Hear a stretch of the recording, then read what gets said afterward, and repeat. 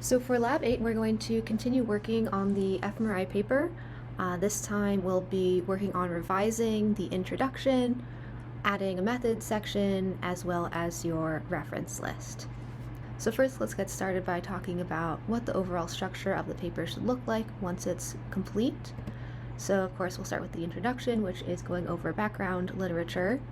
Then we'll have our methods section, which covers things like participant characteristics and study design details. The results section will cover the results of different statistical tests that were run. Our discussion will be an interpretation of results and discuss potential limitations. And finally, our reference list. So for Lab 8, you don't need to have all of that complete.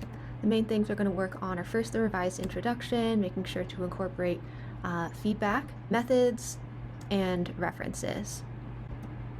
So only these parts are going to be graded for Lab 8, but if you have time to work more on your results and our discussion section, feel free to submit those as well, and I can give you feedback.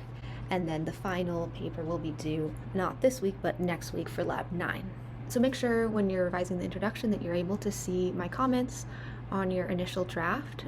So you can go to the assignment page and click on View Feedback, and that should bring you to a page that looks like this. If you're having any trouble accessing that, please let me know. So I want to revisit the structure for the introduction. So we talked about this a little bit last week, but I just want to be clear about the overall structure and length. So make sure you have a first paragraph that is starting pretty general, talking about why it's important to study this topic of research. For example, why do we care about our ability to remember faces and words? For example, how might our life be different if we didn't have that ability? Next, you're going to have 2 to 3 paragraphs that are reviewing the background literature, so what related research has already been done that may be informing your hypotheses. And then finally, you'll end with another paragraph that is addressing what the current study is adding to the field and what the hypothesized results are, and this section will also include a brief description of the current study. And so altogether, this should end up being about 2 to 3 pages double-spaced.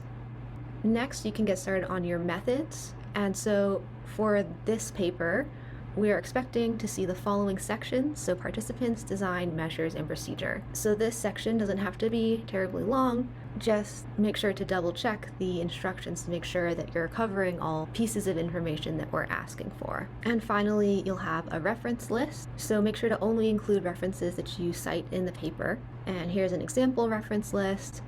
Make sure it's alphabetized, has a hanging indent, and you're using italics for journal names. And feel free to ask me questions if you're unsure about any of these components.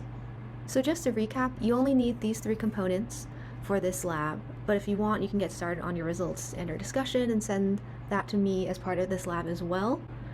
And when I send out these slides, I'll be adding some more information on how to format your results and discussion section.